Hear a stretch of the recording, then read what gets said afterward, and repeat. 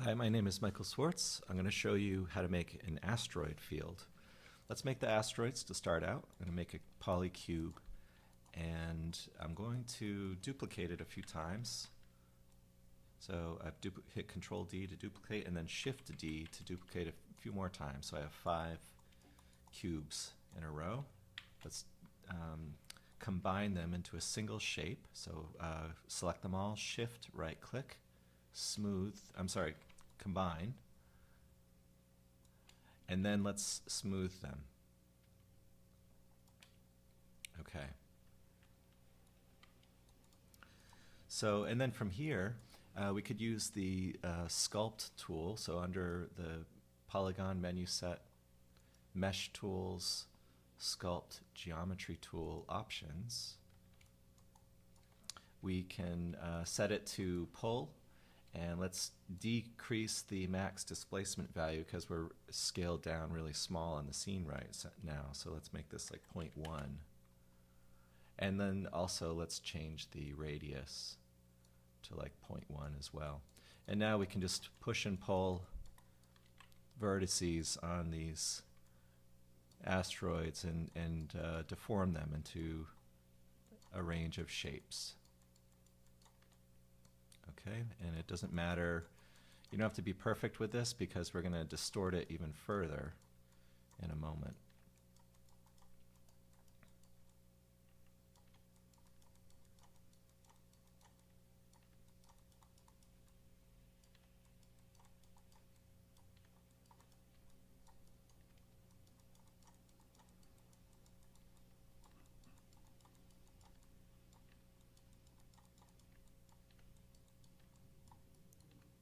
Okay, we just want some variety.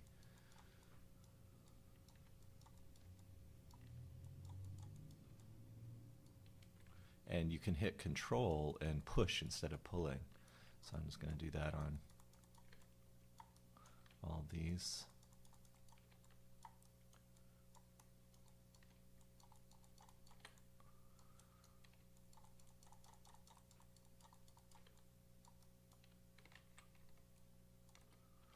Okay. All right, so we have some simple objects here. Now we're just going to add a little more detail. Let's smooth it one more time. So select them and shift right click, smooth. Okay, and you can manually tweak these a little bit more, or we could add one more division in that smooth face operation. And I'm going to just change that division to 2. Okay. All right, from here, we can assign a soft body to these so that each vertex is attached to a particle, and then we can move those particles and it will deform the geometry for us. So I'm going to delete the history on this. Option Shift D or Alt Shift D on the PC. And let's switch to the Dynamics menu and go to Soft Rigid Bodies, Soft Body Options, and make sure it's just on the default, Make Soft. Click Create. If we hide the geometry just temporarily, you'll see that all of the vertices have been associated with a particle. Now with that particle selected, it's inside of the geometry. Let's click on that particle shape and let's assign a turbulence field.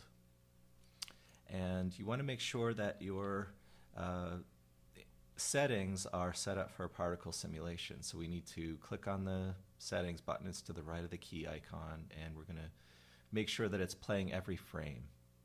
And then the max playback speed is 24 frames per second. Let's click Save. All right, now if we just hit play right now, they're going to move around, and that could be what you want. Maybe you want to start with deforming it at this level, and you basically want to stop and start your playback head to where you want them to be. Okay, so I like that. I'm going to now delete the particle and turbulence field, delete and rewind my timeline, and now I'm going to smooth it again. And I'm going to add 2 divisions. Delete the history, make this a soft body again, add a turbulence field, and this time with the turbulence field, I want to set the attenuation to 0. So by setting it to 0, it means that all of these shapes will get an equal amount of turbulence, and it's not based on the proximity to the turbulence field node. I'm also going to lower the magnitude. I'll set that to 1. And down at the bottom of this turbulence field, I'm going to also change the frequency to 4. Okay, and this is a very sensitive, you know, these are so small, the scale is so small, it's going to be very quick, it's going to change quickly, but let's just pause it when we like it. So, and it's still, it's a little too broad and uniform, so what I'm going to do, I just want to make the frequency a little greater. So I'm going to go to, instead of 4, I'll go to 6.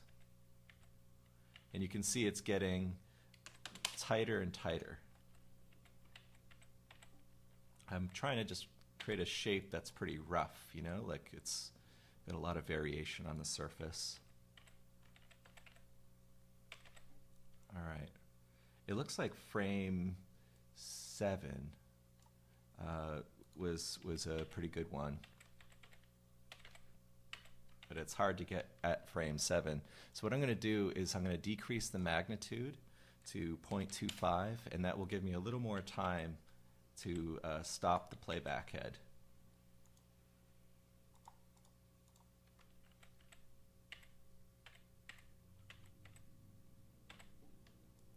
Okay, that's a little too far. Okay. All right. Okay, I think that's good. I'm going to delete the particle field and the turbulence field as well.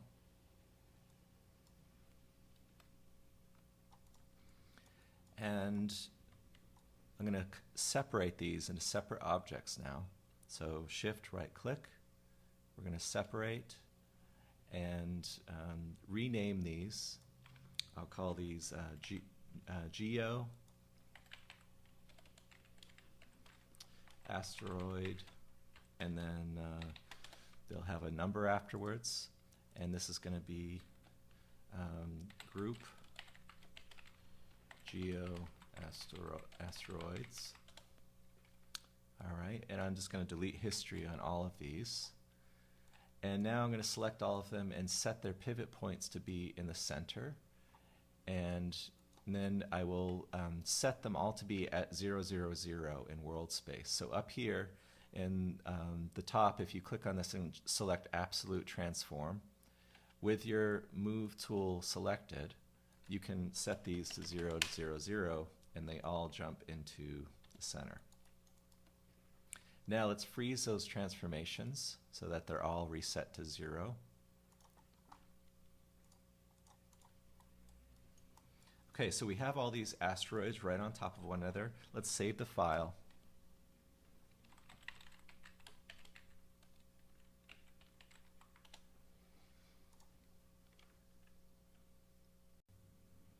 Okay, from here we're going to set up a particle system. The particles will be used with an instancer to instance the geometry to each particle. And then from there we can control all the things that we need, from scale to rotation, and even the object index number, so we can have all of the asteroids evenly distributed on the particle system. Before we start, let's just put this group of asteroids on its own layer so we can control its visibility later. So I'm just going to call this asteroids source. All right, let's open that up.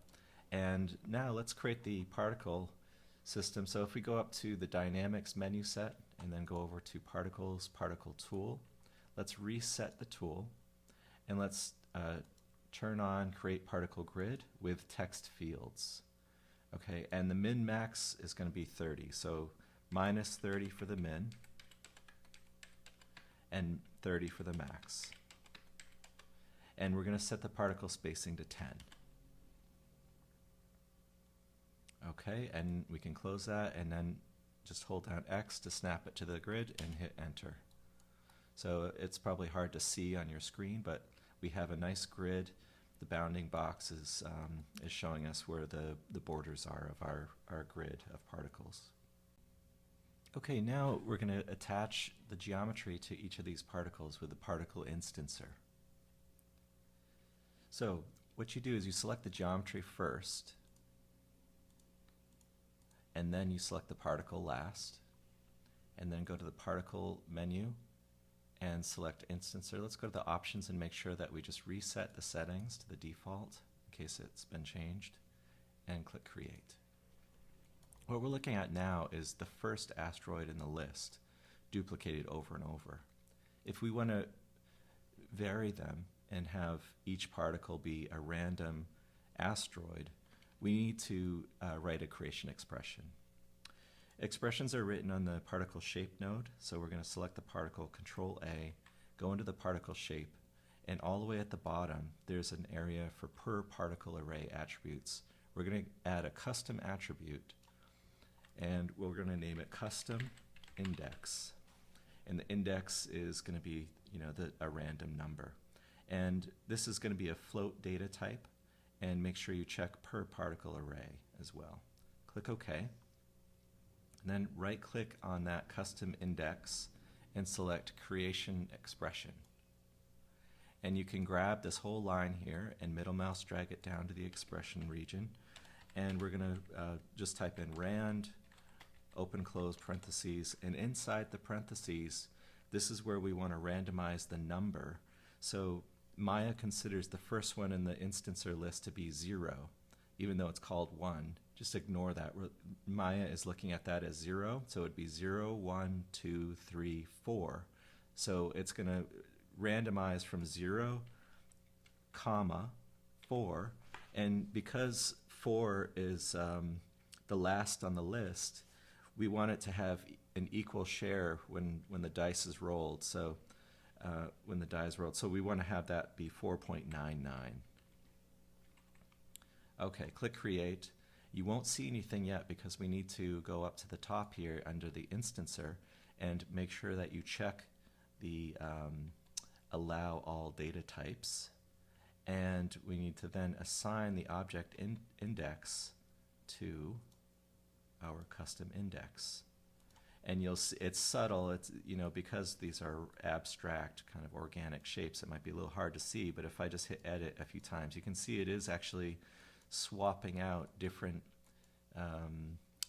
asteroids for the particles every time I click edit.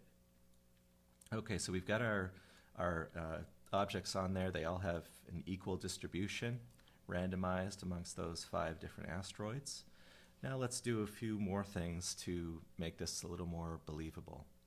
Let's add another attribute for this creation expression. We'll do one for scale. Okay, so let's go back into the particle, go into the attribute editor, down at the bottom, click on General, and we'll call this custom scale. And this is going to be a vector because we're scaling in X, Y, and Z, so it's a vector data type. Per particle array is correct. Click OK. And over here in the expression editor, we've lost our script. And a quick way to get that back is to go to Select Filter and just choose by expression name. And there's our particle shape and the expression for particle shape 1. And we're going to just hit return a couple times, and we can type in our custom attribute that we just wrote, custom scale. And this is where we type in the vector brackets, which is basically if you hit shift and comma period, that's how you get these symbols. It's going to be shift comma twice and shift period twice, and then a semicolon to end that line. And inside of those, we're going to type in rand parentheses comma, and inside the parentheses we'll type in 0. We're typing like 1, so it's not scaled, and then we'll give it a range of, let's say, 4. Okay, and then so we can just copy paste that for each of the X, Y, Z. Copy, and so we have 3 versions of that, rand 1 to 4. And nothing's going to happen yet. We do have to click edit, but we have to attach it up here in the instance or geometry replacement area. We need to set the scale to be our new custom attribute, custom scale. All right, so now every time we hit edit, it edits the random scale of all the asteroids. Okay, so that's working. Now, one thing though that's happening is some of these you can tell, like this one right here, it's elongated. Some of them are being stretched. If you don't want your objects to be stretched, then you have to create a separate variable that will basically be duplicated for each of these XYZ vectors, and so each one will receive the same value. And to do that, we just need to make a float variable, so float, and we're going to, let's just call it, we have to put a $sign, and we'll call it scale, I don't know, uniform. Okay, so scale uniform, and then we put the random code in this part, and that will be utilized down below in a second. So scale uniform, we'll type in rand, parentheses, and inside the parentheses, this is where we'll put 1, 4, okay? And now all we have to do is replace the custom scale vectors to this new variable that we just made. Okay, and they're still separated by commas, but now Maya will scale them all uniformly, and it won't distort your geometry. Depends on what you're doing. Maybe you want to leave it so that Maya is randomizing X, Y, and Z individually. But if you don't, add this float line. Okay, next we're going to add a line for, let's do rotation. Okay, so once again, click General. Let's type in custom rotation. All right, and this is going to be a vector per particle array. Click OK. And up at the top, let's attach it. So rotation is going to be custom rotation. And now let's add the line in the expression editor. So this will be custom rotation. And this one, I think it's fine to leave each vector independently randomized. So for here, we'll just type in equals, those bracket signs, greater than, less than, and inside we'll type in rand, and in the quotes, we're going to type in 0 to 360. Oh. Okay, and then we can just copy that line, paste it a couple times, make sure you don't have a comma at the end, and hit edit. And now you can see they are randomly rotating. And I can close this, I can deselect the particles, and you can see that they're all randomly scaling, rotating, and distributing the different versions of the asteroid. Okay, so now that we have that set up, the next step is to create some dynamics on this particle system, and we can animate a camera flying through it. Let's just turn off the wireframe unshaded view here, and because this is a particle system, we can do all sorts of fun things. We can add all these fields up here, air, drag, gravity, and so on. I'm going to put on a turbulence field. So you select the particle, then select turbulence under fields. And just give myself some time in the timeline. Let's do 500 frames. Again, this is a particle simulation, so it should always be playback speed, play every frame. And let's just play it. And you can see the asteroids are beginning to move. They move much slower, right? So if I make this, let's say 0.5, then the attenuation is a little more evenly distributed, and all of them are being affected by the turbulence more.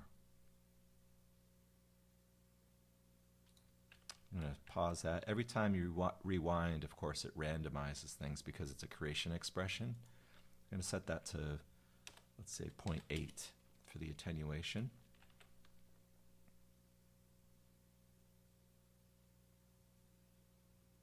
Okay. All right, from here, we could set up a couple other fields if we want. Go to particle and then select fields. Let's go to, Let's try vortex. So now they're all rotating. Same deal, if we change the attenuation to 0, it'll be a much more powerful effect. But if we make it a higher value, let's say 2 for the attenuation, it's a much more subtle effect. I'm going to do 1.2.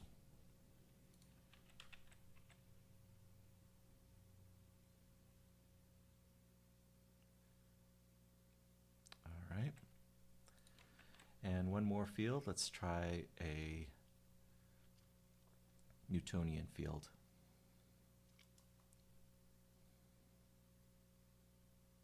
Let's do 0 for attenuation, and this is going to be pretty dramatic.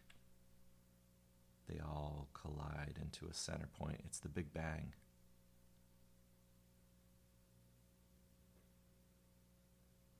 Okay, so there's just a few things that you could do. I'm going to get rid of the Newtonian field, and let's just make a camera animation that goes into this. Let's create a camera. Middle mouse, drag that in. So we're looking through the camera now. Just hit A to frame all. And it's as easy as just setting some keys. So on frame 1, we'll hit S, and let's go out to, let's say, frame 60. We'll zoom in, and we can use some of these camera tools. If you go to camera tool, there's some ones that are not so easily accessible with the keyboard. We could try tumble, track, you already know that one. Dolly, we know this one. But what about roll? So we could do some interesting flying maneuvers, or the azimuth. Okay, and I'm just going to go out to 130, maybe roll again, and zoom forward.